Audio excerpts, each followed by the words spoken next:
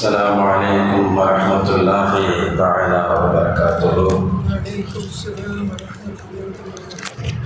الحمد لله والصلاة والسلام على رسول الله محمد بن عبد الله وآله وصحبه أجمعين. அனைத்து புகழும் அல்லாஹ் ஒருவனுக்கு, ஸலாத்தும் சலாமும் கண்மணி முஹம்மது ரசூலுல்லாஹி ஸல்லல்லாஹு அலைஹி வஸல்லம் அவர்களின் மீதும், அவர்களுடைய வாழ்க்கையை வாழ்ந்து காட்டிய சஹாபா பெருமக்கள், நல்லோர்கள், நாதாக்கள், நாம் நம் குடும்பத்தினர்கள் யாவரின் மீதும் நிறைவாக நிகழட்டுமாக. புனிதமான இடத்தில் நல்லதை சொல்லவும் நல்லமல்கள் புரியவும் கொண்டு வந்த அல்லாஹு தஆலா நாளை மறுமையில் கண்மணி முஹம்மது ரசூலுல்லாஹி ஸல்லல்லாஹு அலைஹி வஸல்லம் அவர்களோடு சேர்ந்திருக்கிற பாக்கியத்தை அல்லாஹ் தந்தருள்வானாக. நாடெங்கிலும் புனிதமான ஹஜ்ஜி பயணத்திற்காக, ஹஜ்ஜி செய்வதற்காக சென்று கொண்டிருக்கக்கூடிய ஹாஜிமார்களுடைய ஹஜ்ஜிகளை அல்லாஹ் ஹஜ்ஜை மப்ரூராக ஆக்கி அருள்வானாக. அவர்கள் அங்கு இருக்கும் காலமெல்லாம் அவர்கள் அமல் செய்வதற்குண்டான வழிகளை அல்லாஹ் லேசாக்கி தருவானாக. அவர்களுடைய உடலிலும் அவர்களுடைய எல்லா விதமான நிலைகளிலும் அவர்களுக்கு அல்லாஹ் உதவி செய்வானாக. அவர்கள் யாருக்கெல்லாம் துஆ செய்ய வேண்டும் என்று எண்ணி இங்கிருந்து புறப்பட்டு சென்றார்களோ அந்த எண்ணங்களை அவர்களுக்கு அங்கு வெளிப்படுத்துவானாக. அவர்களின் வழியாக அல்லாஹ் நமக்கும் அந்த ஆலயத்துக்கு சென்று ஹஜ்ஜி செய்கின்ற பாக்கியத்தை அல்லாஹ் தந்தருள்வானாக. ஆமீன் ஆமீன். வல்ஹம்துலில்லாஹி ரப்பில் ஆலமீன்.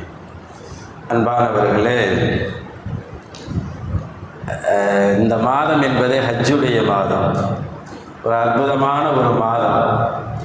ஹாஜிகள் எல்லாம் எல்லா இடத்திலிருந்தும் மக்காவை சூழ தல்பியா சொல்லி போகக்கூடிய அந்த காட்சிகள் மீண்டும் நாம் போக வேண்டுமே என்று போனவர்களுக்கு தோன்றும். போகாதவர்களுக்கு அல்லாஹ் எப்போது அந்த நசீபை தருவான், இப்போது தந்தால் நன்றா இருக்குமே என்ற ஆசைகள், படபடப்பு வந்து போகக்கூடிய ஒரு காலம் இது. அல்லாஹ் எண்ணங்களை பார்ப்பவன், உள்ளத்தில் ஓடுகின்ற ஓட்டங்களை பார்ப்பவன். பொதுவாக துவா செய்யணும், நடக்கிற நேரம் நடந்துடும். செய்ய வேண்டிய வேலை நம்ம துவா தான், அப்படிதானே? துவா செஞ்சுட்டா அல்லாஹ் தரும்போது எப்படியோ தந்துடுவான். அதுக்கு இந்த ஹஜ்ஜுடைய நிகழ்ச்சியே சிலது சொல்கிறோம் பாருங்களேன். செய்தனா ஹாஜர் அலைஹிஸ்ஸலாம் புள்ள பிறந்துருச்சு, இஸ்மாயில் நபி. பிள்ளைக்கு பால் கொடுக்கணும், அவங்களுக்கு தாகமாக இருக்கு, தண்ணி வேணும். தண்ணிக்காகத்தானே ஓடுனாங்க சஃபா மருவா. எவ்வளோ தண்ணி வேணும்? குடிக்கிறதுக்கு தண்ணி வேணும், அவ்வளோதானே? குடிப்பதற்குண்டான தண்ணி தான் வேணும், அதுக்குத்தான் ஓடினாங்க. ஆனால் அல்லாஹ் ஓட வச்சான், ஓடாமலே கொடுக்க முடியும் அல்லாவுக்கு. ஓட வச்சான், கேட்க வச்சான், பரிதவிக்க வச்சான், படபடப்பை ஏற்படுத்தினான். இவ்வளவும் செஞ்சுட்டு அல்லாஹ் கடைசியில் கொடுத்தான். ஒரு செம்பு தண்ணி இல்லை, ஒரு கிணறு தண்ணி கொடுத்தான். அவங்களுக்கு வேண்டியது ஒரு செம்பு 2 செம்பு தண்ணி போதுமே. அவங்க அப்படியெல்லாம் கேட்கல, காலம் முழுக்க எங்களுக்கு தண்ணி வருகிற கிணறு கூடுலாம் கேட்கல. இந்த பூரா உலக மக்களும் முஸ்லிம்களும் குடிக்கும் அளவுக்கு தண்ணீர் உள்ள கிணற்ற கூடலாம் கேட்கல. தாகமா இருக்கு, தண்ணி வேணும்னா ஓடினாங்க. ஓனவங்களுக்கு அல்லாஹ் கொடுத்ததை பார்த்தீங்களா? வச்சாத ஒரு கிணத்தையே தூக்கி கொடுத்தான் பாருங்க. துவா செய்யறது நம்ம வேலை. கபூலாயிட்டு அல்லாஹ் தரும்போது எதிர்பார்க்காத ஒன்று தூக்கி தந்துடுவோம். யூசுப் நபி ஜெயிலுக்கு போனாங்கன்னா, சிறைச்சாலைக்கு போனாங்க. சூரத்து யூசுஃபில் அந்த வரலாறு இருக்குது, கதை கூட இல்லை, குர்ஆனுடைய வசனங்கள். யூசுப் நபி ஜெயிலுக்கு போனது அப்படியே குர்ஆன் வசனமாகவே இருக்குது. கூட 2 பேர் சேர்ந்தும் போனாங்களாம், இதுவும் வசனம்தான். 3 பேர் தான் ஒன்றா ஜெயிலுக்குள்ளே போகிறாங்க. ஜெயிலுக்குள்ளே போகும்போது 3 பேர் தான் ஒன்றா போகிறாங்க.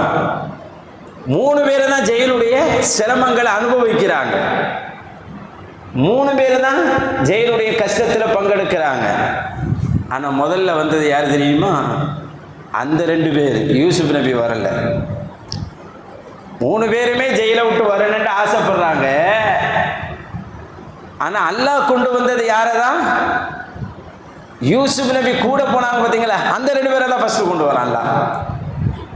உண்மையிலேயே யாரை கொண்டு வரணும்? ஜெயிலேருந்து முதல்ல கொண்டு வந்தா அவனுக்கு பிடிச்சமான நபியை தானே முதல்ல வெளியே கொண்டு வரணும். எங்க 3 பேர் போனால் முதல்ல யாரங்க நம்ம ஜெயிலேருந்து எடுப்போம்? நம்மளுக்கு வேண்டியப்பட்டவரை தானே ஜெயிலேருந்து முதல்ல எடுப்போம். அதான முறை. ஆனால் அல்லாஹ் முதல்ல ஜெயிலேருந்து எடுத்தது யார் தெரியுமா? யூசுப் நபியே இல்லை, அவங்களோடு சேர்ந்து போனவங்கள தான் எடுத்தான். 2வது தான் யூசுப் நபியை எடுத்தான். இங்கே என்ன தெரியுங்களா? 3 பேருமே கேட்டாங்க. அவங்க 2 பேரையும் ஃபர்ஸ்ட் ஜெயிலேருந்து எடுத்தான். ஆச்சரியமா இருந்துச்சு, என்னடா இது, வேண்டியப்பட்டவங்களெல்லாம் முதல்ல ஜெயிலேருந்து எடுக்கணும் அப்படின்ட்டு. ஆனால் அல்லாஹ் இருக்க வச்சான், கேட்க வச்சான், படபடப்ப பரிதவிக்க வச்சான், எல்லாம் பண்ணிட்டு வெளியே எடுத்தான். எடுத்து சும்மா இல்லை, மன்னராக ஆக்கிவிட்டான். எந்த நாட்டு மக்கள், எந்த நாட்டு அரசு அவர்களை அவதூறு சொன்னதோ அந்த நாட்டினுடைய முடிசூடா மன்னனாக வந்து நிற்க வச்சான். இதுதான் அல்லாஹ் தருகின்ற போது மிக பெருசாக தருவான். கேட்கறது நம்ம வேலைன்னு சொல்லுவாங்க. அந்த வகையில் ஹஜ்ஜுக்கு போகணுங்கிறத இந்த மாதத்தில் ஒரு முறையாக வச்சு நம்ம கேட்டுறோம். நம்ம தான் போயிட்டோமே. யாருமே போனவங்க யாருமே போதும்னு நினைக்க மாட்டாங்க, இன்னும் போகணும்னு தான் நினைப்பாங்க ஹஜ்ஜுக்கு. அப்படி ஒரு இடம் அது. அதில் தெரிந்து கொள்ள வேண்டிய நிறைய அரிய செய்திகள் இருக்குது. இந்த வாரம் அந்த செய்தியை கூட சொல்லலாம். அரிய செய்திகள் மக்காவில் நடந்த, மதினாவில் நடந்த நிறைய செய்திகள் இருக்கிறது. அதெல்லாம் பார்க்கும்போது இன்னும் மக்காவை நம்ம போய் பார்த்துட்டு வரணும்னு போல தோணும். அவ்வளோ ஒரு அழகான ஒரு இடம் மக்கமா நகரம் என்பதும், பின்னால் மதினமா நகரம் என்பது ரொம்ப ஒரு சூப்பரான இடம். அல்லாஹ் குர்ஆன்ல சொல்லுவான். சூரத்துல் மாயிதாவில் ஒரு வசனம், யா அய்யுஹல்லதீன ஆமனூ, ஈமான் கொண்டவர்களே, லா துஹில்லு ஷஆயிரல்லாஹ், அல்லாஹ்வுடைய சின்னங்களை நீங்கள் குறைத்து மதிப்பிட்டு விட வேண்டாம் என்று சொல்லுகிறான். அல்லாஹ்வுடைய சின்னங்கள்ல காபா இருக்குது பாருங்க, அது அல்லாஹ்வுடைய சின்னம். சஃபா மர்வா இருக்கு பாருங்க, அல்லாஹ்வுடைய சின்னம். மக்காம் இப்ராஹிம் இருக்கு பாருங்க, அல்லாஹ்வுடைய சின்னம். அங்கே ஜம்சம் இருக்கு பாருங்க, அது அல்லாஹ்வுடைய சின்னம். இப்படி அல்லாஹ்வுடைய சின்னங்களை குறைத்து மதிப்பிட வேண்டாம் என்று அல்லாஹ் சொல்லுகிறான். அடுத்த வசனத்தை பாருங்க, வலஷஹ்ரல் ஹராம், புனிதமான மாசங்களையும் நீங்க ரொம்ப மட்டமா குறைத்து நினைச்சிடாதீங்கிறான்ல. புனிதமான மாதம் எதுங்க? இந்த ஹஜ்ஜுடைய மாதங்கள். இப்போ ஹஜ்ஜுடைய மாதத்தில் தானே உட்காந்துருக்குறோம். இந்த ஹஜ்ஜுடைய மாதம் இருக்கு பாருங்க, சாதாரண மாதம் கிடையாது. இது ரொம்ப குறைச்சி மதிப்பு போட்டுறாதீங்க. ரொம்ப உயர்வான மாதம், ரொம்ப உயர்வான மாதம். இதை குறைச்சலாம் மதிப்பு போட்டுறாதீங்கன்னு அல்லாஹ் சொல்றான். வலல் ஹதிய வல் கலாயித், நீங்கள் ஹஜ்ஜுக்காக மாலையிட்டு கொண்டு போகக்கூடிய அந்த பிராணிகளை குறைத்து மதிப்பிட்டுடாதீங்க. பிராணியை கூட ஹஜ்ஜுக்காக கூட்டிகிட்டு போவாங்க அந்த காலத்தில். அந்த பிராணிகள் இருக்கு பாருங்க, அதை கூட குறைத்து மதிப்பு போட்டுறக்கூடாது. ஹதிப்பிராணிகளை, மாலை போட்டு அழைத்து செல்லுகின்ற பிராணிகளை கூட குறைச்சி மதிக்கக்கூடாது. அதுக்குரிய மரியாதை கொடுக்கணுமா. அடுத்து அல்லாஹ் சொல்லுகிறான், இங்கே ரொம்ப முக்கியமான ஒரு வார்த்தை, வலா ஆமீனல் பைத்தல் ஹராம், புனிதமான அந்த வீட்டுக்கு செல்லக்கூடிய அந்த ஹாஜிமார்களை கூட நீங்கள் குறைத்து மதிப்பிட வேண்டாம். ஹாஜிமார்களை சில பேர் அலட்சியமான, அவர் என்ன பெரிய ஆள், ஹஜ்ஜுக்கு போனால் கூட்டம் கூடுறது, சாதாரண ஆளால கண்டுக்கிறது. அப்படி இல்லை, ஹாஜிமார்களுக்குன்னு ஒரு மரியாதை இருக்குதுங்க.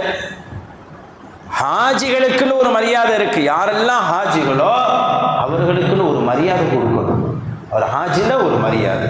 ஏன்? அல்லாஹ்வுடைய வீட்டை பார்த்தவர், மக்காமுக்கு அருகிலே தொழுதவர், சஃபாவுல ஏறினவர், மருவாவுல ஏறினவர், அங்கு நின்று அழுதவர், ஜம்சம வயிறு உடைக்க குடித்தவர், அந்த நேரத்தில் இருந்து துவா கேட்டவர், அவருக்குண்டு அல்லாஹ் ஒரு சிறப்பை தரான். இப்போ புனிதமான இடங்களையும் குறைச்சி மதிப்பு போடக்கூடாது, புனிதமான ஆளுகளையும் குறைத்து மதிப்பு போடக்கூடாது. யார் புனிதமான ஆளுக? ஹாஜிமார்களோடு புனிதமான ஆளுகள்ங்கிறாங்க. சில பேர் சில நேரத்தில் அலட்சியப்படுத்துறதுனால வர்ற ஆபத்து ரொம்ப பெருசாக இருக்கும். சில உதாரணங்கள் சொல்கிறேன் பாருங்களேன். ஹசன் ரலியல்லாஹு வஃபாத் ஆயிட்டாக. அவங்களுடைய கபர் மக்பராவில் ஒருத்தன் போய் சிறுநீர் கழிச்சானா. ஒவ்வொருத்தனும் ஒரு எதிரி இருப்பாங்களங்க. மூசா நபிக்கு எப்படி ஃபிரௌன் எதிரியோ, இப்ராஹிம் நபிக்கு எப்படி நம்ரூத் எதிரியோ, ரசூல்லாவுக்கு எப்படி அபூஜஹல்லாம் இருந்தானோ, அது மாதிரி இந்த காலத்தில் அலி ரலியல்லாஹு ஹவாரிஜியாக்கள் இருந்தது போல் இப்போ ஹசன் ரலியல்லாஹு பிடிக்காத ஒருத்தன் என்ன செஞ்சான்டா, ஹசன் ரலியல்லாஹுடைய கபரில் போய் சிறுநீர் கழிச்சானு. செய்யலாமா? ஏங்க கபரில் சாஞ்சு கூட உட்காரக்கூடாதுங்க. பைகில் அதிசோனும் சாயாதீங்க, கபரில் உள்ளவங்களுக்கு அது வேதனையை தருகிறது என்று சொல்லுகிறார்கள். கபரில் உள்ளவங்களுக்கு அது வேதனையாக இருக்கும், கபரில் சாஞ்சி நிற்காதீங்க. அப்படிங்கும்போது சிறுநீர் கழிக்கிறது சாதாரண ஒரு இடத்துல சிறுநீர் கழிச்சாவே அரசு அனுமதிக்கப்படாத இடமா இருந்தால் உடனே அரெஸ்ட் பண்ணுது. எவ்வளவு முக்கியமான இடம்! சொர்க்கத்தினுடைய இலை தலைவர் அவர், இளைஞர்களுக்கெல்லாம் தலைவர். அவருடைய கபூரில் போய் ஒருத்தர் சிறுநீர் கழிச்சார். என்ன ஆச்சுண்டா, அந்த மாதிரி நேரத்தில் நல்லா உடனே அதாபா கொடுத்துருவான். சில இதுக்கு உடனே அதாப் வமை இரிது ஃபீஹி பி இல்ஹாத் நுதிக்குஹு மின் அதாபின் அலீம் எல்லாம் சொல்லுவான். சில இடங்கள்ல இப்போ இங்கெல்லாம் இருக்குதுண்டா, தப்பு செஞ்சாதான் பாவம், தப்பா நினைச்சாவே பாவம் கிடையாது. ஒருத்தர் தப்பு நினைக்கிறாரு பாவமாகாது, தப்பு செஞ்சாருன்னா பாவம் ஆகிடும், அப்படிதானே? ஆனா ஹரம் அப்படி அல்ல. ஹரம்ல இருந்துட்டு ஒருத்தர் தப்பா நினைச்சாவே பாவம் ஆகிடும், செஞ்சா பெரிய பாவம் ஆகிடும். தப்பா கூட நினைக்க முடியாது, எவ்வளவு பெரிய தப்பா நினைச்சாவே பெரிய பாவம் ஆயிடுங்க. இவர் போய் சிறுநீர் கழிக்க நினைச்சவரை பின்னாடி அவருக்கு சரியான வயிற்ற வலி அந்த வயிற்ற வலியில் 3 நாளில் மூத்தா போயிட்டாரு. மூத்தா போன பிறகு அவரை அடக்கம் பண்ணிட்டாங்க. என்ன வரலாற்றை எழுதுகிறாங்க, ஜாமி கராமத்துல் அவுலியாங்கிற கிதாபில் எழுதுவாங்க. அவருடைய கபரிலிருந்து டெய்லி நாயினுடைய சப்தம் கொண்டு இருக்குமா. நாய் ஊழ விட்டா என்ன சொல்லுது? கபரில் இருந்து நாய் ஊழ விடக்கூடிய சப்தத்தை நாங்கள் கேட்டோம் என்று அந்த கிதாபுகளில் எழுதுகிறாங்க. யோசிப்பாங்க. பெரியவர்களை, புனிதமானவர்களை, இல்லை புனிதமான இடங்களை அலட்சியப்படுத்தக்கூடியவர்களுக்குரிய ஆதாபாக இதை எழுதுவார்கள். அதனால தான் ஹரம் ஷெரீஃபுக்குள்ளே போகிறவங்க, காபாவுக்குள்ளே போகும்போது நல்ல எண்ணமும் இருக்கணும், நல்ல எண்ணமும் இருக்கணும். நம்ம பாட்டுக்கு இஷ்டத்துக்கெல்லாம் என்ன செய்ய முடியாது, இருக்க முடியாது. இப்போ இன்னைக்கெல்லாம் தவறு செய்தால் தான் துனியாவில் பாவம். மார்க்கெட்டுக்கு போகிறோம், அந்நிய பெண் எத்தனையே போகிறாங்க, பார்வைப்பட்டுருது, தவறான எண்ணங்கள் கூட வருது, அதனாலெல்லாம் பாவம் இல்லை. ஆனால் பாவம் செஞ்சால் பாவம் எழுதப்படும். ஆனால் அங்கே அப்படி அல்ல, தவறை நினைத்தாலே பாவமாகி விடுது. அப்துல்லா இப்னு அப்பாஸ் ரலியல்லாஹு தஆலா அன்ஹுமா அவங்களுக்கு காபாவுலேயே பக்கத்திலே வீடு இருந்துச்சுங்க. ஆனால் வீட்டை காலி தாயிஃபுக்கு போய் வீடு வாங்கி அங்கே இருந்துக்கிட்டாங்க. ஏன்னா எவ்வளோ பெரிய சஹாபி, எவ்வளோ பெரிய சஹாபி. அவங்க தப்பாக எண்ணுவாங்களா? வீட்டில் சும்மா இருக்கும்போது கூட ஏதாவது விளையாட்டாக பேசிட்டு அது குற்றமாகிடுமோன்னு நினச்சி ஹரமுடைய எல்லையில் இருந்த வீட்டை விற்றுட்டு அங்கே போய் தாயிஃபில் இருந்தாங்களாம். தவறாயிடுமோன்னு சொல்லி எப்படி வாழ்ந்துருக்கிறாங்க பாருங்க. உமர் இப்னு அப்துல் அசீஸ் ரஹ்மத்துல்லாஹ் ஹஜ்ஜுக்கு போனாங்கடா, 2 ஹவுஸில் தங்குவாங்களாம். ஒன்று சாப்பிட்றதா இருந்தால் ஹரமுக்கு வெளியே போய் உள்ள ஹவுஸில் சாப்பிடுவாங்களாம், சாப்பிட்றது பேசுறதெல்லாம். இபாதத்து செய்கிறதா இருந்தால் மட்டும்தான் ஹரமுக்குள்ள காபாவுக்கு பக்கத்தில் இருக்கக்கூடிய ஹோட்டலில் தங்குவாங்களாம் இடத்துல. இன்னைக்கு அப்படி கிடையாது. எவ்வளோ நெருக்கத்தில் ஹோட்டல் கிடைக்குதோ நல்லது நினச்சி அங்கே தான் சாப்பிட்றோம். எல்லாமே பேசக்கூடிய ஒரு நிலை வருதா இல்லையாங்க? ஆனால் அப்படி இருக்கக்கூடாதுன்னு பெருமக்கள் சொல்றாங்க. என்னால் ஹரமுலை தவறாக நினைச்சா கூட பாவம், அந்த அதாபு உடனே வந்துவிடும் என்று சொல்லுகிறார்கள். அதனுடைய அதாபு உடனே அல்லாஹ் காட்டி விடுவார்.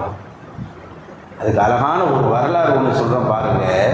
குரான்ல உள்ள வரலாறு தான். துப்பாண்டு ஒரு மன்னர் இருந்தார். ரசூலுல்லாஹ்வுக்கு முந்தின வருஷத்தில் வாழ்ந்தவர், பல நூறு வருஷத்துக்கு முன்னாடி வாழ்ந்தவர். அவர் நாட்டை எல்லாம் பிடிச்சிக்கிட்டு வர்றாரு. எல்லா நாடுகளையும் பிடிச்சிட்டு வந்தவர் மக்காக்குள்ள வர்றாரு. மக்காக்குள்ள எப்படி வர்றாருடா, அவர் நினைப்பு நம்ம பெரிய ராஜா, பெரிய மன்னரே, பல நாடுகளை பிடிச்சவன், அதனால நம்மளுக்கு பயங்கரமான உற்சாக வரவேற்பு இருக்குன்னு நினைச்சு வந்தாரு. ஒருத்தர் கூட கண்டுக்கிறல, ஒருத்தர் கூட அவரை கண்டுக்கிறல. அப்ப அவர் கோபமாயிருச்சு. ஏண்டா அவர் வந்த வீரம் எப்படி தெரியுமா? 1,17,000 பேர் கால்நடை வீரர்கள், 1,12,000 ஆயுதப்படை வீரர்களை கூட்டிகிட்டு வந்தாராம். 400 ஆன்மீகவாதிகள். இப்படி படைசூழ வர்றாரு. எப்படி இருக்கும்?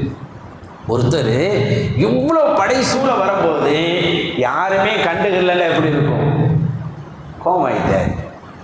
அரசர்களுக்கு உள்ள கோபம் தானே, கோபமாயிட்டார். என்னடா இவ்வளோ படையோடு வந்திருக்கோம், ஒருத்தர் கூட நம்மளை கண்டுக்கலைன்னு சொல்லி நைட்டெல்லாம் தூக்கம் வர மாட்டேங்குதுங்க. ஒருத்தர் மட்டும் மதிக்கலைன்னு வச்சுக்கிறீங்களேன், நம்மளுக்கு தூக்கமே வராது. அது பெரிய பதவியில் இருக்கிற நம்மளை ஒருத்தர் மதிக்கலைன்னு வச்சுக்கிறீங்க, கண்ணியமான நம்மளை ஒருத்தர் மதிக்கலைன்னு வச்சுக்கிறீங்க, தூக்கம் வராது. அவருக்கு தூக்கம் வரல, தூக்கமே இல்லை. நைட்டு நினைக்கிறாரு, இந்த மக்காவாசிகள் இந்த காபாவை வச்சுக்கிட்டு தானே பெருமை அடிக்கிறாங்க, நைட்டோட நைட்டா இதை இடிச்சு போடணும். இவ்வளோ படையோட நம்ம வந்திருக்கிறோம், வாங்கன்னு ஒரு வரவேற்பு இல்லை, கொஞ்சம் கூட ஒரு நம்மளுக்கு வாழ்த்து சொல்லலை. இந்த காபானால தானே உங்களுக்கு இவ்வளோ பெருமை. தூங்கி எந்திரிச்சு பார்த்தா காபா இருக்கக்கூடாது, இடிச்சு போடலான்னு முடிவு பண்ணிட்டார். தூங்கி எந்திரிச்சு விட்டார், தூக்கம் வந்துருச்சு. காபா இடிக்கலை, மறந்துட்டு அப்படியே தூங்கிட்டார். தூங்கி எந்திரிச்சு பார்த்தா இவருக்கு குஷ்டரோகம் வந்துருச்சு. கைகாலெல்லாம் குஷ்டம் ஆயிடுச்சு, கைகாலெல்லாம் முடங்கி போய் கிடக்குது. ஒண்ணுமே இவருக்கு புரியல. அந்த 400 ஆன்மீகவாதிகளை அழைச்சி வந்திருந்தார்ல, கூப்பிட்டு கேட்டாராம், எனக்கு திடீர்னு இப்படி இங்கே ஆயிருச்சு, என்னன்னு தெரியலையே அப்படின்னு. அவங்க படிச்ச அல்லவா, வேதங்கள் எல்லாம் கற்றவர்கள் அல்லவா. சொன்னாங்களாம், நீங்கள் எதுவும் தப்பாக ஏதோ நினைச்சீங்களோ அப்படின்னு கேட்டாங்களாம். தப்பாக எதுவும் விளங்குனவங்க அல்லவா, தப்பாக எதையோ நீங்கள் என்ற மாதிரி தெரியுதே அப்படின்ட்டு. ஆமாம், நேற்று நைட்டு நான் யோசிச்சுக்கிட்டே இருந்தேன், என்னை இந்த ஊர் மக்கள் நல்லா மதிப்பு கொடுக்கல, அதனால நைட்டும் அந்த காபாவை இடிச்சிருன்னு நினச்சேன் அப்படின்றாராம். அதுதான் உங்களுக்கு பிரச்சனை ஆயிடுச்சு. அவர் செய்யலைங்க, இடிக்கல, இடிக்கவே இல்லை, இடிக்கணும்னு தான் நினைச்சாரு. குஷ்டரோகம், கைகாலெல்லாம் முடங்கிருச்சு. எவ்வளோ அழகான ஒரு ஆலயம் அது. ஏன் முடங்கிட்டோன்னு அவர் கேட்டார, நான் என்னதான் செய்யணும் அப்படின்னு. இங்கே தௌபா செய்யுங்க, பாவ மன்னிப்பு தேடுது அப்படின்னு சொன்னோடனே அங்கே உட்காந்து அழுகிறாரு. இது அந்த ஊர் மக்களுக்கெல்லாம் தெரியாது, இவர் இப்படி நினைச்சதும் தெரியாது, இருந்ததும் தெரியாது. காபாங்கிறது அல்லாஹ்வுடைய ஆலயம் அல்லவா. அழுது துவா செஞ்சோடனே அல்லாஹ் சரியாக்கிட்டான். ஹரமுலேயே விசேஷம், அழுது கேட்டால் அல்லாஹ் சரியாக்கிடுவான். அழுதோட சரியாயிருச்சு. அப்புறம் தான் மதீனாவுக்கு போனார். ஆனால் அதுக்கு முன்னாடி ஒரு வேலை பண்ணார். தான் பெட்டியில் பெரிய படையோடல வந்திருக்கிறாரு. பெட்டியை திறந்து பெட்டிக்குள்ள பட்டு வச்சிருந்தார், பட்டு விரிப்பு. அந்த பட்டு விரிப்பை எடுத்தார். எடுத்து அந்த காபா மேல முதல்ல போத்துனது அவர் தான். இன்னைக்கு காபாவுக்கு திரை போத்துறாங்களாங்க, எங்கேருந்து பழக்கம் வந்துச்சு? முன்னாடி வெறும் கல்லு தான் காபா, வெறும் கட்டடம் மட்டும்தாங்க இருக்கும். அவ்வளவு மண் கசல் காபா துப்பகில் ஹிம்யர்.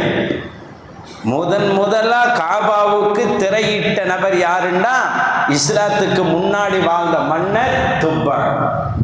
அவர் தான் முதல்ல தூக்கி பட்டம் போத்துறார். அந்த பழக்கம் தான் இன்னைக்கும் அரபாவுடைய நாளில் அந்த இதெல்லாம் மாத்துறாங்களா இல்லையா? இன்னைக்கும் கிரீம் போட்டு தானே வச்சிருக்கிறாங்க, ஹிஜாபு. அந்த பழக்கம் அவர் தான். அதுக்கப்புறம் தான் அவர் எங்கே போனார்? மதீனாவுக்கு போனார். மதினாவுக்கு போனோடனே இந்த 400 ஆன்மீகவாதிகள் சொன்னாங்களா, இங்கே தான் இறுதி தூதர் வருவார்னு சொன்னோன்னே, அப்படியா அப்படின்னா இந்த ஊரை விட்டு நீங்கள் 400 பேர் வெளியே போகக்கூடாது, இங்கேயே உங்களுக்கு வீடு கட்டிட்டார், இங்கேயே இருந்துருக்கு அப்படின்னு சொல்லிட்டு அவங்க 400 பேரை அங்கே இருக்க வச்சுட்டு அவர் தான் போனார். அவர் ஊருக்கு போயிட்டு அங்கேருந்து உதவிகளை அனுப்பிக்கிட்டே இருப்பாராம். அவர் வாழ்நாள் முழுக்க லெட்ரு ஒன்று எழுதினாராம். லெட்ரு எழுதி ரசூலுக்கு லெட்ரு எழுதுறாரு. ரசூல்லா இன்னும் வரல, பல 100 வருஷத்துக்கு பின்னாடி ரசூல்லா வர்றாங்க. அவர் சொல்லுகிறார், முத்தி என்னுடைய ஆயுள் உங்கள் ஆயுளோடு நீடிக்கிற அளவுக்கு அல்லாஹ் உதவி செய்தால் உங்களை ஈமான் கொண்ட ஒருவனாக என்னை நீங்கள் பார்ப்பீர்கள்.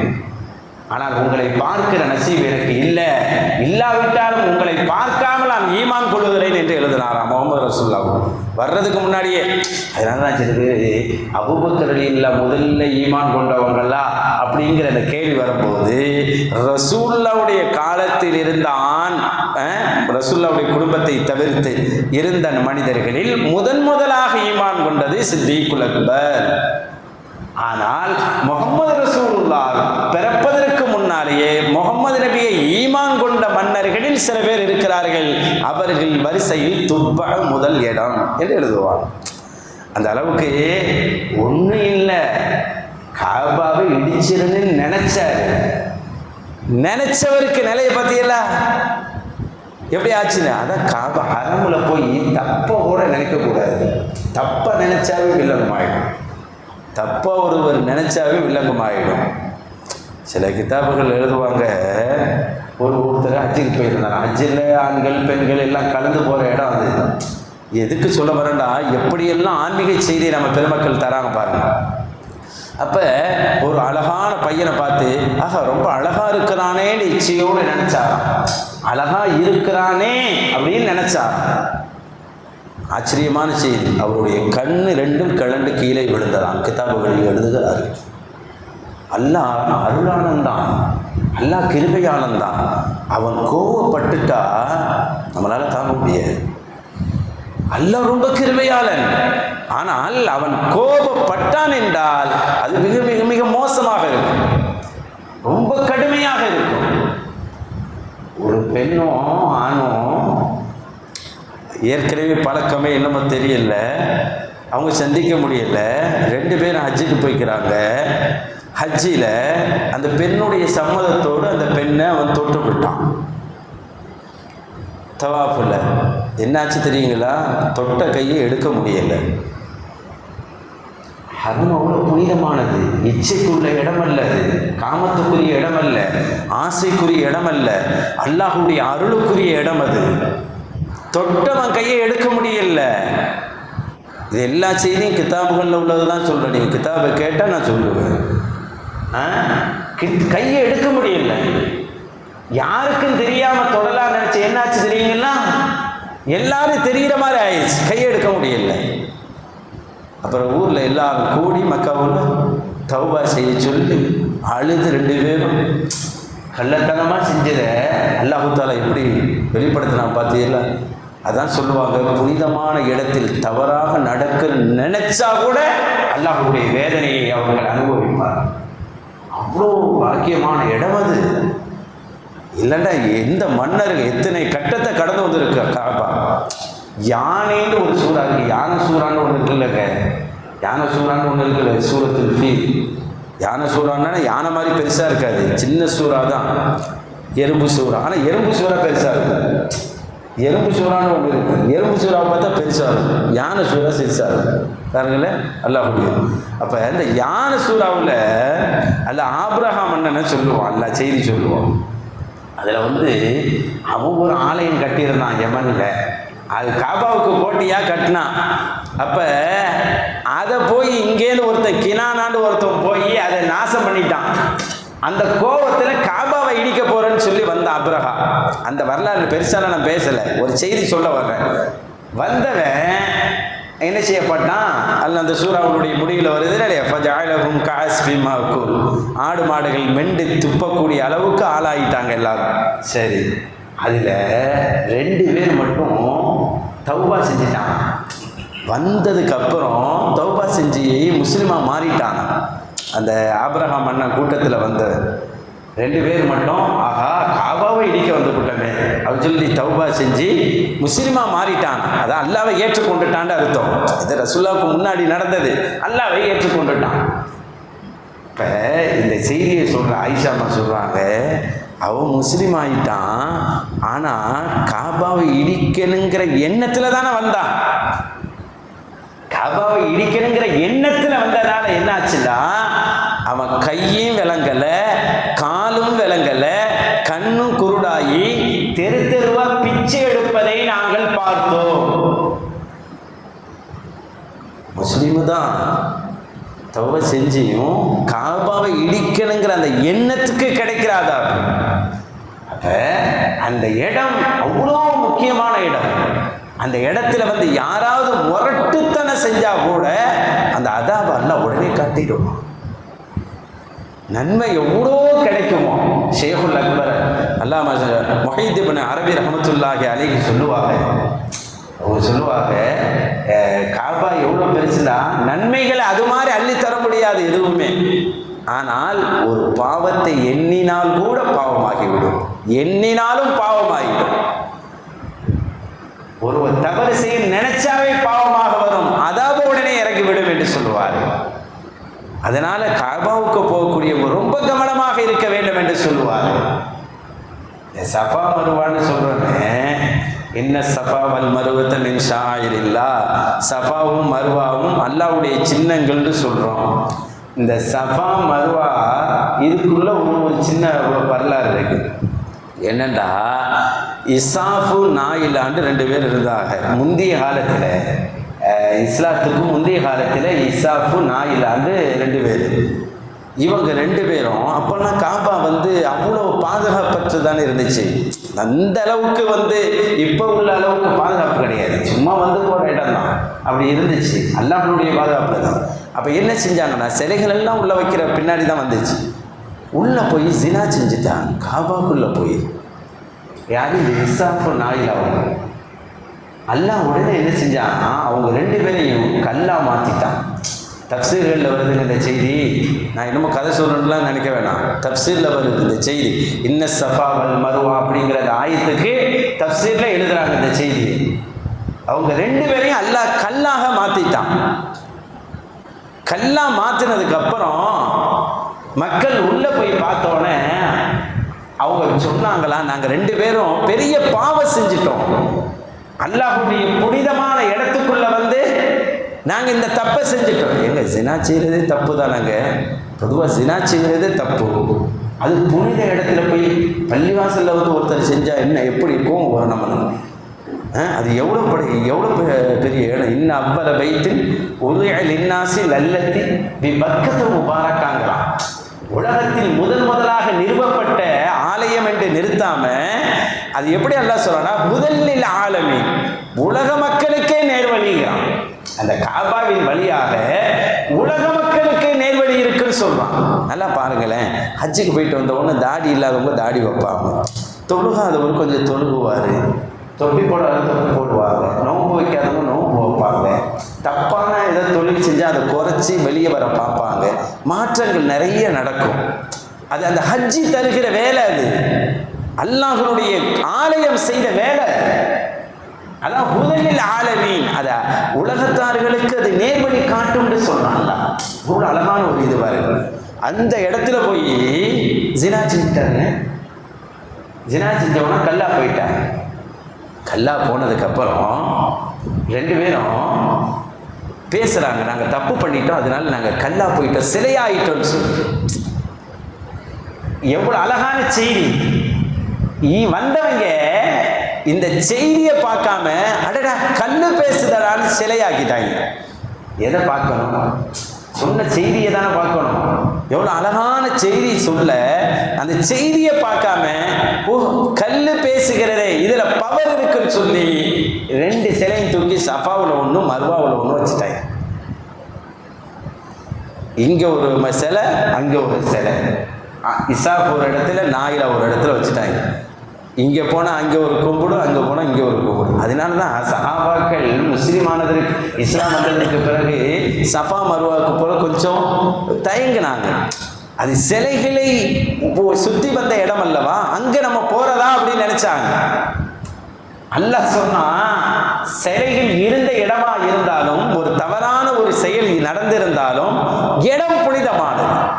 புனிதமான இடத்திலே தவறு ஒன்று நடப்பதினால் புனிதம் இல்லாம போயிடாது, அப்படிதானே? புனிதமான இடத்துல ஒரு தப்பு ஒன்று நடக்குதுங்க, அதனால அது புனிதம் இல்லைன்னா சொல்லக்கூடாது. ஒரு பேச்சுக்கு சொல்றேன், தர்காக்கள் இருக்குது, சில அனாச்சாரங்கள் நடக்குதுன்னு சொல்றாங்க. அது நடக்குதுன்னு உண்மையாக இருந்தால், அது நடப்பதினால் அங்கு இருக்கக்கூடிய புனிதமான இடம் புனிதம் இல்லாமல் போய்விடாது. சரிதானா? தவறுகள் நடப்பது உண்மையா இருந்தால் தவறாக இருக்குமே தவிர, ஆனால் அங்கு இருக்கக்கூடிய புனிதம் கெட்டுவிடாது என்று அல்லாஹ் சொல்லி சஃபாவுக்கு போங்க, மருவாவுக்கு போங்கன்னு சொன்னான். அப்புறம் தான் போக ஆரம்பிச்சாங்க. ஆக ஏன் சொல்ல வரேன்டா, அந்த காபாக்குள் நடக்கின்ற தவறுக்கு அல்லாஹ் உடனே தண்டனையை கொடுத்தான். தண்டனை உடனே. அல்லாஹ் அதுக்கு மட்டும் தயங்க மாட்டான். ஏன்னா அவ்வளவு முக்கியமான ஒரு ஆலயம், பல மலக்குமார்கள் இறங்கக்கூடிய ஒரு ஆலயம், அல்லாஹ்வுடைய நேரடி பார்வையில் இருக்கக்கூடிய ஒரு ஆலயம் அது. அதனால தான் சுற்றி கொண்டே இருப்பார்கள். பார்க்கலாம், நாம் மத்தாஃபை செய்து கொண்டே இருப்பார்கள். உலகத்தில் இந்த மாதிரி ஒரு அமல் வேற எங்கேயாச்சும் இருக்குன்னா, இந்த மாதிரி ஒரு அமலை வேற எங்கேயும் பார்க்க முடியாது, உலகத்தில் எங்கேயும் பார்க்க முடியாது. அது காபாவில் தான் இருக்கிறது, அது மக்காவில் தான் பார்க்க முடியும். அல்லாஹ்வுடைய சின்னங்கள் என்று சொல்லுவான். அல்லாஹ் ஒரு செய்தி சொல்லுவாங்க, ரசூலுல்லாஹ்வுடைய மனைவி உம்மு சலமா அம்மாவுடைய சகோதரருக்கு ஒரு பிள்ளை பிறந்துச்சு. அவங்க அதாவது ரசூலுல்லாஹ்வுக்கு என்ன சொல்லலாம், மச்சான் பிள்ளை பிறந்துச்சு.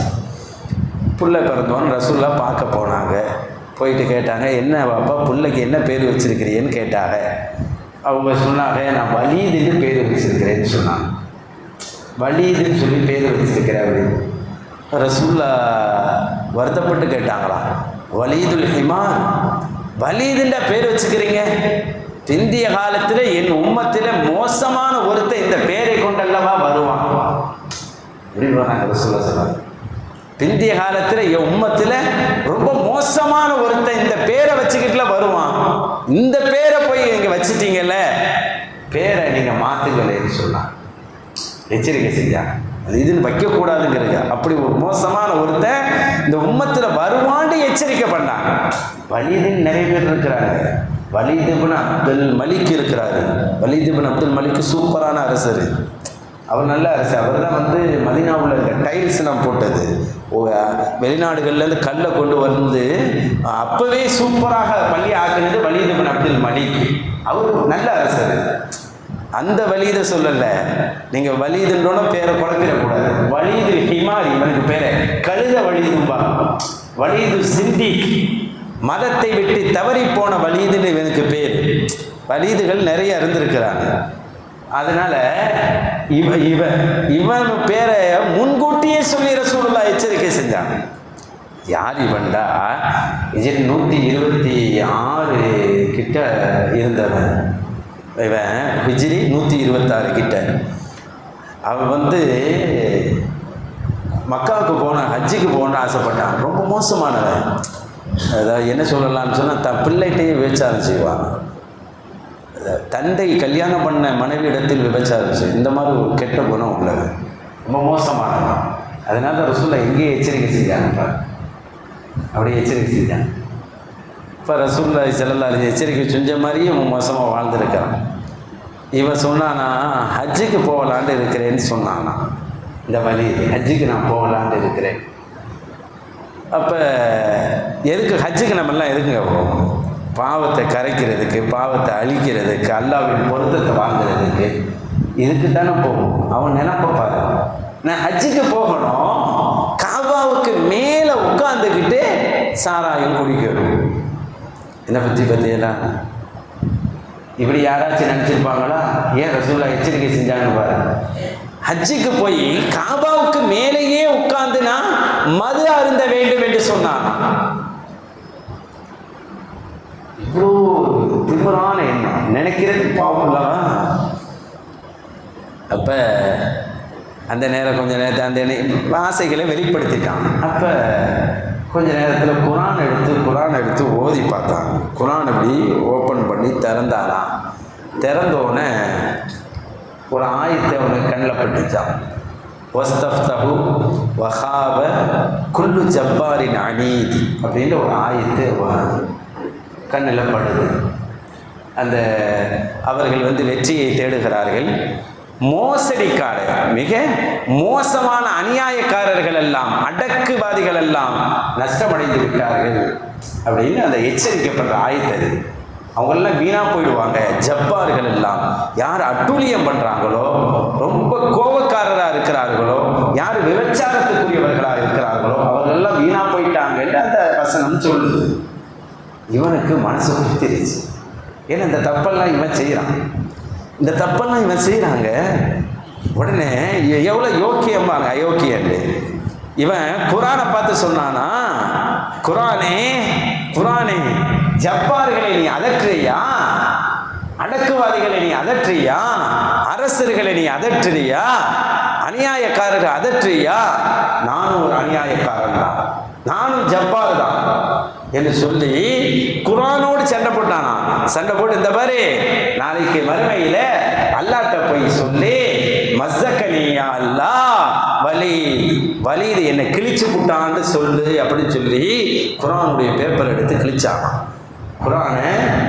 குரான்கிட்டே சொல்லிட்டு அல்லாட்ட போய் சொல்லு, குரானே என்ன அல்லாஹ்வே என்ன இந்த வலியில கிழிச்சுட்டான் யா அல்லான்னு சொல்லுன்னு சொல்லி கிழிச்சான்.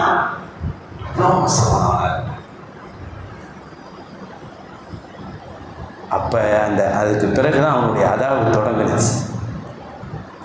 அதுக்கப்புறமாக அவன் படுத்த படுக்கையில் ஆனவன் தான், பேச்சு இல்லை. அவனுடைய நிலையெல்லாம் மோசமா போனுச்சு. இந்த துன்யாவிலேயே அவனுடைய அதாவை அல்ல அவனுக்கு கொடுத்து மோசமான அதாவை கொடுத்து படுக்கையில் போட்டு மக்கள் எல்லாம் நாய் மாதிரி தரண்டு இழுத்துட்டு போவாங்களாம். அவன் வாடை தாங்க முடியாம குப்பையில் கொண்டை போடுறது, அங்கே இழுத்து கொண்டை போடுறது. அரசர்களுக்கு நேர்ந்த நிலை வரும். காபாக்கு மேலே ஏறல, காபா மேலே ஏறி மதுவெல்லாம் அருந்தன்னு சொன்னவன் தான், ஏறுவென்று சொன்னவன் தான் குப்பையில் இழுத்து செல்லப்பட்டான். வரலாறு இருக்குது. தெரு தெருவாக நாயாக இழுத்து செல்லப்பட்டான். அரசனாக இருந்தவன். காபாவை மதிக்காத எவனையும் அல்லாஹ் மதிப்பதில்லை. காபாவை கண்ணியப்படுத்தாத எவனையும் அல்லாஹ் கண்ணியப்படுத்துவதில்லை, எவ்வளவு பெரிய அரசனாக இருந்தார். அதனால தான் இங்கே தக்பீர் கட்டும் போது இந்த சிறப்பான காபாவை முன்னோக்கி துவா செய்கிறோம் பாருங்க. கபத்து ஷரீஃபா, சிறப்பான இந்த காபாவை முன்னோக்கி நான் தொழுகிறேன்னு சொல்றோம் பாருங்க.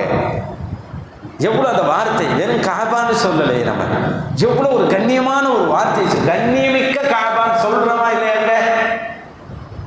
ஏனென்றால் கண்ணியமானவர்களின் வாயில் தான் அந்த மாதிரி வார்த்தை வரும். கெட்டவர்களுடைய வார்த்தைகளில் அல்லாஹ் தஆலா அந்த தண்டனையை வெளிப்படுத்தும்.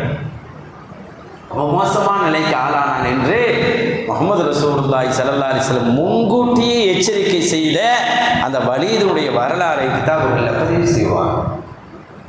ஏன் சொல்றோம்னா, காபாவை மதிச்சவங்க மிக உயர்ந்து சென்றிருக்கிறாங்க.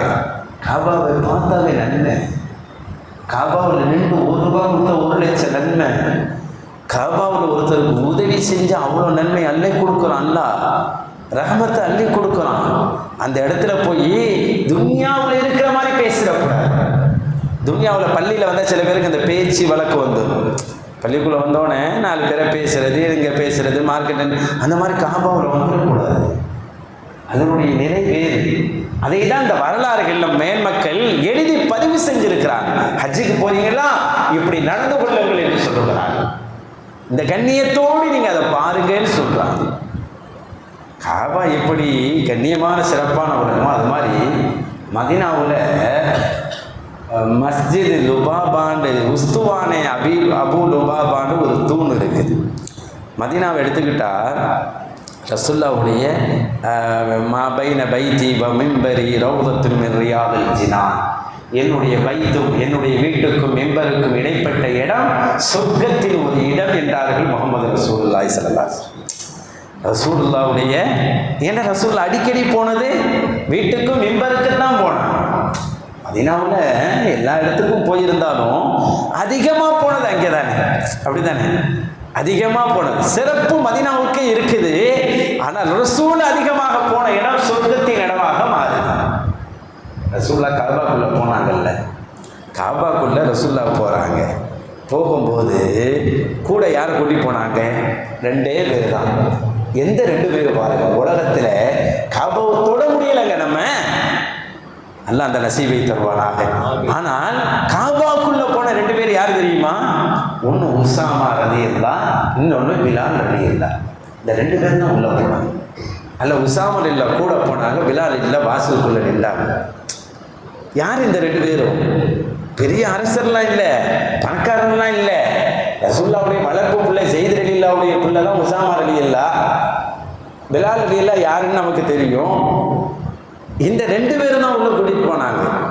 போயாச்சு, தொழுதாச்சு. இப்போ இப்னு உமர் ரலியல்லாஹ் வர்றாங்க.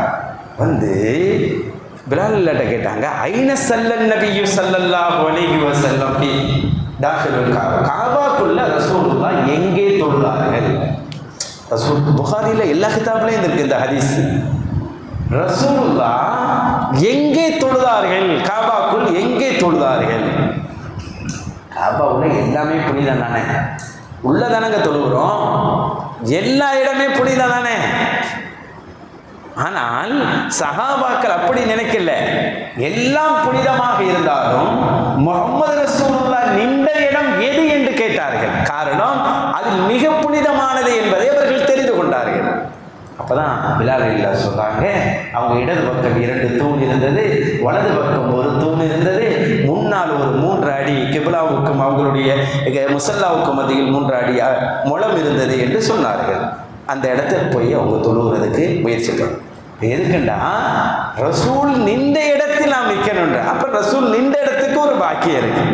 அப்படி ரசூல் அதிகம் நடந்த இடம் வீட்டுக்கும் மெம்பருக்கும் தான். அதனால எல்லாம் சொர்க்கமாக மாற்றிட்டான். உஹது சொர்க்க மலைகளில் ஒன்று என்றார்கள் ரசூலுல்லாஹ். உஹதை பார்த்தா சொர்க்கம் மலை. இங்கே ரவுலாவில் மதீனாவில் மஸ்ஜித் உஸ்துவானே அபு லுபாபான்னு ஒரு சஹாபி, அவங்க பேரில் ஒரு தூண் இருக்குது. உஸ்துவானன்னு சொன்னால் தூண், ஒரு தூண். அதில் ஒரு வரலாறு இருக்குது. என்ன வரலாறுண்டா, அந்த இடத்துல நின்று துவா கேட்கறது முஸ்தஹப்னு சொல்லுவாங்க. அங்கே போனால் அந்த இடத்துல நின்று துவா கேட்கறது முஸ்தஹப், துவா கபூல் ஆகும். ரொம்ப முக்கியமான ஒரு இடம். நிறைய தூண் இருக்குது. உஸ்துவானே ஆயிஷா அப்படின்னு தூண் இருக்குது. உஸ்துவானே ஆயிஷாவை பற்றி அந்த ஆயிஷாமா தான் அந்த ஹதீஸ் அறிவிக்கிறாங்க. அதனால அந்த தூணுக்கு உஸ்துவானே ஆயிஷான்னு இருக்கும்.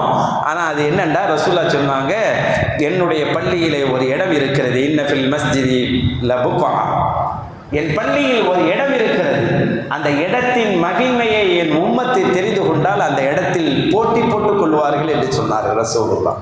அது உஸ்துவானே ஆயிஷாவை பற்றி ரசூலுல்லாஹ் சொன்னது. அந்த இடமும் அங்கே மஸ்ஜித் நபவியில் இருக்குது. சரி, அபூ லுபாபாவை பற்றி பார்க்கலாம் பாருங்களேன். ரசூலுல்லாஹ் பனு குரைலான்னு ஒரு கூட்டம் இருந்துச்சு. பனு குரைலா யூத கூட்டம். அந்த யூத கூட்டம் ரொம்ப அட்டுழியம் பண்ணாங்க, இஸ்லாத்துக்கு விஷமத்தனம் செய்கிறார்கள். அதனால ரசூலுல்லாஹ் அவர்களை முற்றுகையிட்டார்கள், வெற்றி கொண்டார்கள். முற்றுகையிட்டு வெற்றி கொண்டதுக்கு பிறகு அவர்கள் சரணடைய வந்தார்கள்.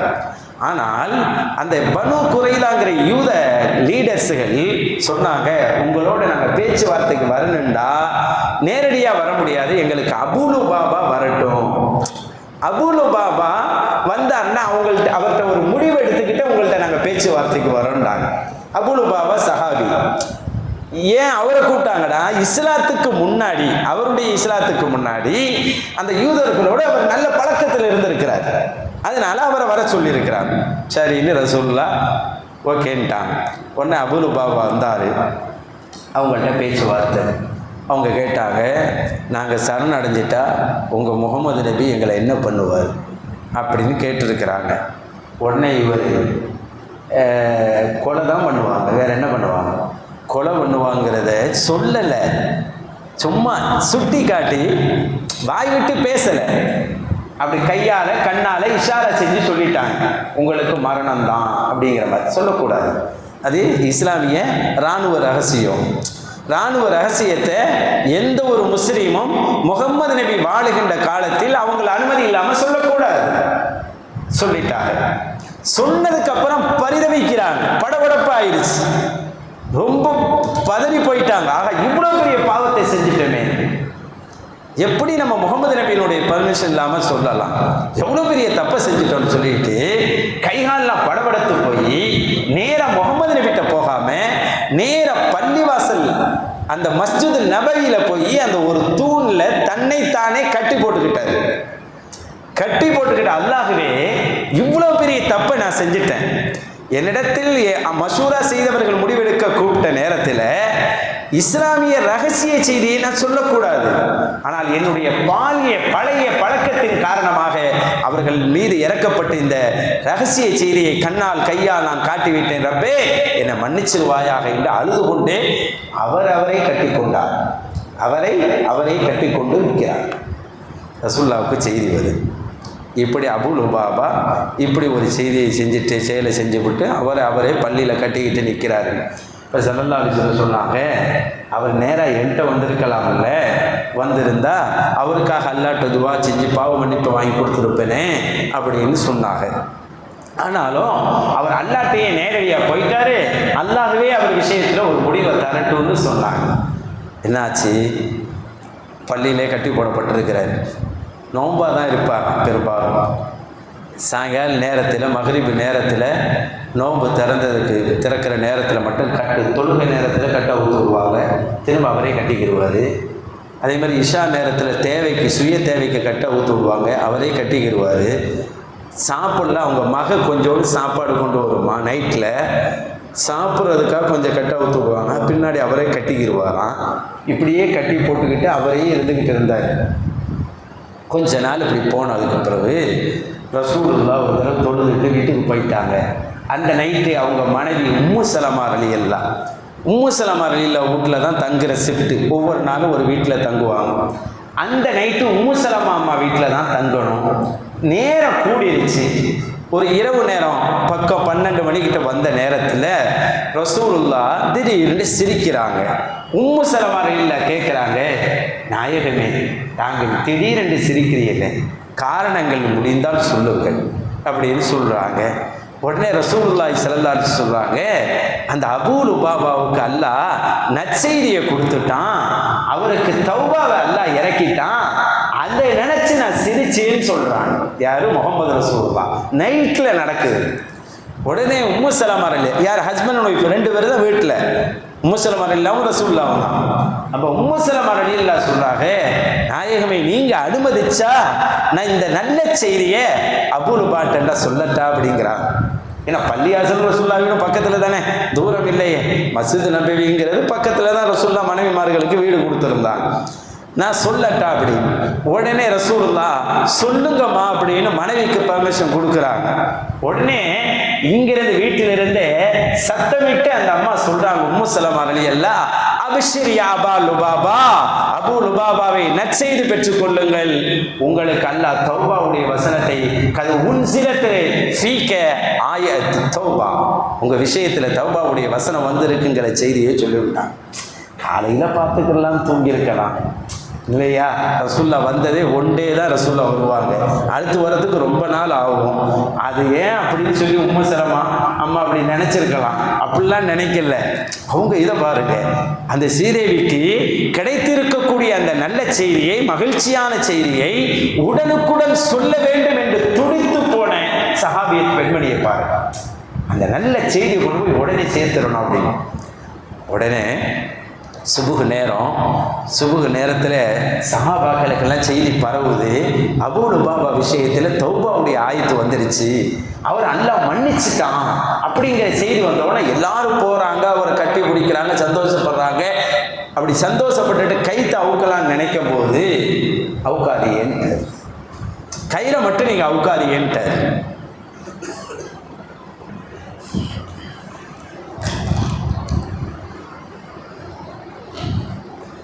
அன்பானவர்களே, அவர் சொல்லிட்டாரு, கட்டை மட்டும் நீங்கள் அவுத்துறாதீ அப்படி. சஹாபாக்கள்லாம் உங்களுக்கு தான் ஆயத்து வந்துருச்சு, தௌபாவுடைய ஆயத்து, அல்லாஹ்வே மன்னிச்சிட்டான்ல, நீங்கள் வெளியே வரலாமே. இல்லை, முஹம்மது ரசூலுல்லாஹி ஸல்லல்லாஹு அலைஹி வஸல்லம் வரணும், அவங்க கையால் இந்த கவுட்டை அவங்க அவிழ்க்கணும், அதுக்கப்புறம் இதிலிருந்து நான் வெளியே வந்தால் தான் என் பாவம் முழுசாக போனதான் எனக்குள்ள ஒரு நம்பிக்கை அப்படின்னு சொல்லி வெயிட் பண்ணுறாங்க. முஹம்மது ஸல்லல்லாஹு அலைஹி வஸல்லம் தொழுவைக்கு வர்றாங்க. தொழுவைக்கு வந்தப்போ அவங்களுடைய கட்டை அவிழ்த்து விட்றாங்க. அவிழ்த்து விட்டோடனே ரசூலுல்லாஹ்வோட அவங்க தொழுகிறாங்க. தொழுதுக்கு பிறகு ரசூலுல்லாஹ் சொல்கிறாங்க, வாப்பா உங்கள் விஷயத்தில் அல்லாஹ் தஆலா அழகான ஒரு ஆயத்தை இறக்கிட்டான். சில பேர் இருக்கிறாங்க, சில பேர் என்ன செய்வாங்கன்னா பாவம் செய்வாங்க, பாவம் செய்து திருந்தவே மாட்டாங்க. ஆனால் இவர்கள் அப்படி அல்ல. யஅ்தரஃபு பிதுனூபிஹிம், அவர்கள் தங்களுடைய பாவங்களை ஏற்றுக்கொண்டு உடனே அவர்கள் அதற்கு பகரமாக நல்லமல்கள் செய்ய ஆரம்பித்து விடுவார்கள் என்ற வசனத்தை சூரத்து தௌபாவோட 102வது வசனம் அது இறங்குது இவர்கள் விஷயமா. இந்த வசனத்தை ரசூலுல்லாஹ் சொல்கிறாங்க. உடனே அவர் ரொம்ப சந்தோஷப்பட்டார். அபூ லுபாபா, உடனே அல்லாஹ்வுக்கு நன்றி செய்யணுமே யாரை சொல்லலாம், அல்லாஹ்வுக்கு நான் நன்றி செய்யணுமே யாரை சொல்லலாம்.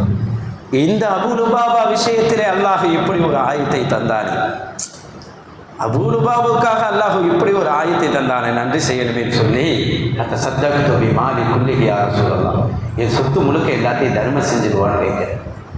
என் முழு சொத்தையும் நான் தர்மம் பண்ணிடுவா. எப்படி பாருங்க, அந்த சத்தகு பிமாலி குல்லிஹி, என் முழு சொத்துக்களையும் அல்லாஹ்வுக்காக தந்து விடுகிறேன் நாயகமே அப்படின்னு ரசூலுல்லாஹ் சொல்றாங்க. வேணாம் வாப்பா, முழு சொத்தையும் கொடுத்துட்டு பிள்ளைகளே ஒன்றுமில்லாதவர்களை ஆக்கிடக்கூடாது. நாயகமே, இந்த சொத்துக்களில் சுலுசைனி 3ல் 2 பகுதியை கொடுத்துருவா, 3ல் 2 பகுதியை கொடு. வேணாம் வாப்பா. நிஸ், முழு சொத்துல பாதியை கொடுத்துற நாயகமே. வேணாம் வாப்பா. அப்போ முழு சொத்துல 1/3 கொடுத்துருவா நாயகமே, 3ல் 1 கொடுத்துருவா அப்படி. சரிங்கன்னு சொன்னாங்க ரசூலுல்லாஹ். அதுக்கு பிறகு அவர் அந்த சொத்தை கொண்டு வந்து முஹம்மது ரசூலுல்லாஹ்க்கு முன்னாடி கொடுத்துட்டு அழுகிறார்.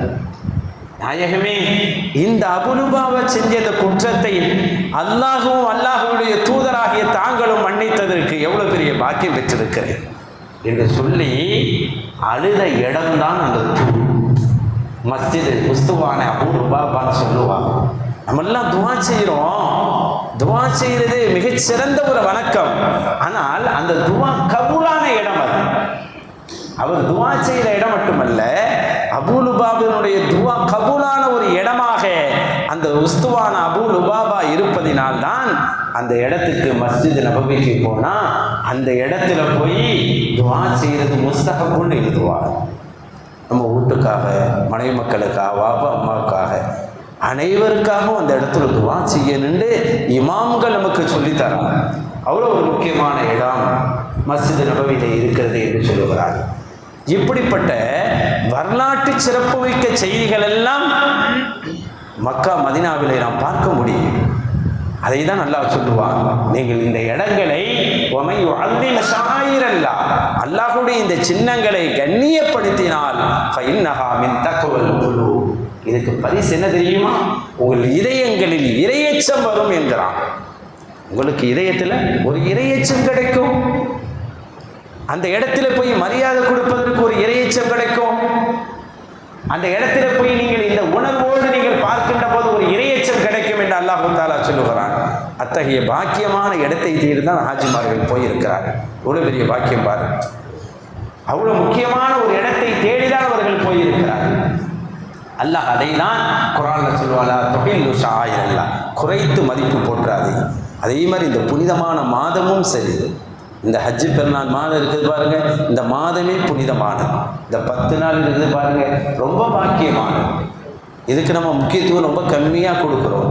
இதில் நோன்பு வைக்கிறதும் கம்மியாக வைக்கிறோம், இதற்கு அமல் செய்கிறதும் கம்மி. ஆனால் இதில் இருக்கிற பாக்கியமான நாள் என்று சொல்லப்படுகிறது. இந்த மாதமே பாக்கியமான மாதம் என்று சொல்லி குர்ஆன்ல சொல்லுது. வலஷஹரல் ஹராம், புனிதமான மாதங்களை குறைவாக மதிப்பு போற்றாதீங்கங்குது. அவ்வளோ ஒரு பாக்கியமான மாதத்தில் அல்லாஹ் அமர்த்தி இருக்கிறான். அல்லாஹ் நம்மளை இம்மையிலும் மயில்மையிலும் உயர்த்துவானாக. நம்மளுடைய அமல்களை எல்லாம் கபுல் செய்வானாக.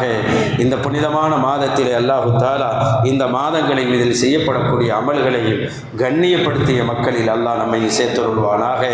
அல்லாஹு தாலா இதன் காரணமாக அவனுடைய ஆலயமான முதல் ஆலயமாம் புனிதமான காபா ஷரீஃபிற்கு சென்று ஹஜ்ஜி செய்கின்ற அந்த பெரும் பாக்கியத்தை அல்லாஹு தாலா நமக்கும் நம் குடும்பத்தார்களுக்கும் திரும்பவும் தந்தருள்வானாக. அந்த இடத்தில் அல்லாஹ் எந்த உணர்வுகளோடு வர சொன்னானோ, முஹம்மது ரசூலுல்லாஹி ஸல்லல்லாஹு அலைஹி வஸல்லம் எந்த உணர்வுகளை, எந்த சட்டங்களை, எந்த முறைகளை சொல்லி தந்தார்களோ அந்த முறைகளோடு சென்று ஹஜ்ஜி செய்கின்ற பாக்கியத்தை செல்ல இருக்கக்கூடிய அனைவர்களுக்கும் அல்லாஹ் தந்தருள்வானாக. அதோடு மனிதமான நகரத்துக்கு சென்று புனிதமான முஹம்மது ரசூலுல்லாஹுடைய பொன்னான இடங்களை எல்லாம் சந்தித்து வந்து அவர்களுக்கு சலாம் சொல்லுகின்ற பேர் பாக்கியத்தையும் அல்லாஹ் தருவானாக.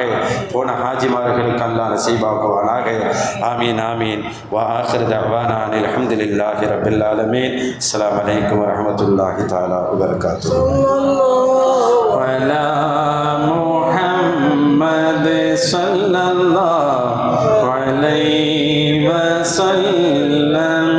ஸல்லல்லாஹு அலா முஹம்மத் ஸல்லல்லாஹு